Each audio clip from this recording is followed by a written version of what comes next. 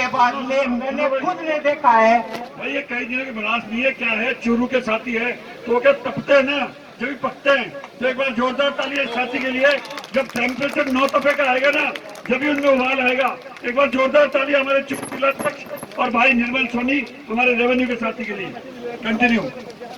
साथियों, मैं अपने इस आंदोलन को नदी की एक धार मानता हूं जो अविरल, चाहे आंधी आए तूफान आए, लगातार चल रही है।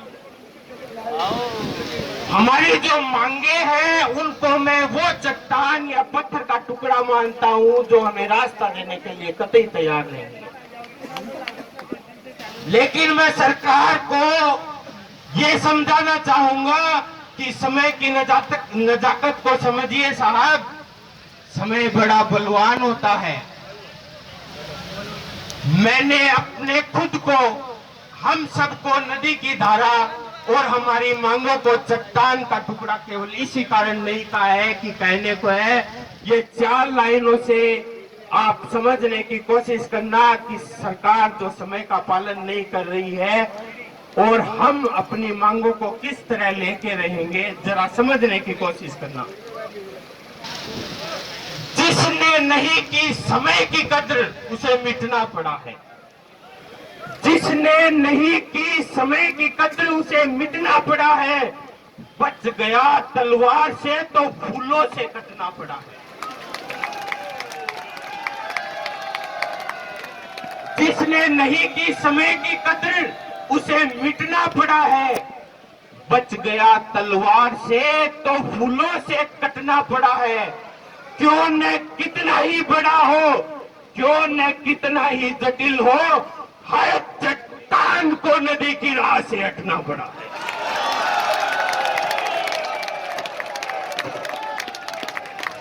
इस बात में आप समझ गए कि हम क्यों नदी की धारा है और हमारी मांगे क्यों चट्टान है।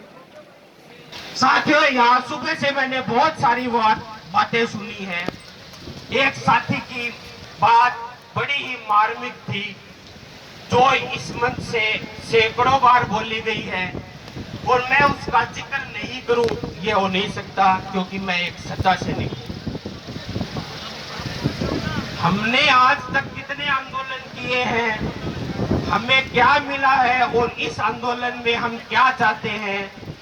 हमारे चूरू रेवेन्यू के सभी साथी हैं, उनका एक निवेदन था कि भाई साहब आप कोई भी एक बात हमें कहानी के माध्यम से जरूर समझाना। तो साथियों जो दूर दूर तक बैठे हैं, कृपा करके मेरी इस कहानी को एकदम ध्यान से सुनना और इसका कितना बड़ा संबंध हमारे आंदोलन से है इसको मैं समझाने का प्रयास करूंगा। एक गांव था जिसके चारों ओर पहाड़ ही पहाड़ थे। एक गांव में चारों तरफ पहाड़ थे। वहां एक पत्थर तोड़ने वाला एक मशीन से पत्थर तोड़ा करता था साहिबान, और अपने घर का गुजारा करता था। वो रोज पत्थर तोड़ के लाता, रोज पत्थर तोड़ के उसको बेचता और बेच के अपने जीवन का गुजारा करता। एक दिन उसे एक महात्मा मिले और उस महात्मा ने कहा, आप अगले 5 मिनट में जो भी सोचोगे आपको वही प्राप्त हो जाएगा। तो उस आदमी ने ऐसे घर पे जाके सोचा, मैं घर पे जाके सोचता हूँ, पास में घर था, एक बड़ा सा बंगला दिखाई दिया। तो उसने सोचा कि काश मेरे ऐसा बंगला हो जाए। तो उसको वैसा का वैसा बंगला मिल गया, क्योंकि महात्मा का वरदान मिला हुआ था। लेकिन उस वरदान में एक बात थी कि अगर कोई दूसरी बात सोच लोगे तो पहले वाली कैंसिल हो जाएगी। इतने में वो अपने महल में सोने जा रहा था, उसे बाहर चीख सुनाई दी। बहुत जोर जोर से लोग चीख रहे थे, किसी एक अनजान व्यक्ति का नाम लेके उसका जय जयकारा कर रहे थे। वो बाहर आया, एक नेता चल रहा था, उसके पीछे अनाप शनाप भीड़ थी। तो उसने कहा, काश मैं नेता बन जाता, मेरे पीछे भी इतनी भीड़। तो वो नेता बन गया, उसके पीछे लोग घूमने लग गए। 5-10 मिनट तो उसको सुना, उसके बाद में सारी भीड़ भाग गई, क्योंकि वहां गर्मी 50 डिग्री सेल्सियस। तो उसने सोचा नेता मुझे तो वो सूर्य बनना है जो इस भीड़ को तितर बितर कर रहा है। तो वो सूर्य बन गया। सूर्य बनने के थोड़ी देर बाद जब वो विश्राम कर रहा था, इतनी ही देर में सूर्य को बादल ने घेर लिया और सूर्य की सारी तपिश गायब हो गई। तो उसने सोचा सूर्य से शक्तिशाली तो बादल है, मुझे बादल बनना चाहिए। तो वो बादल बन गया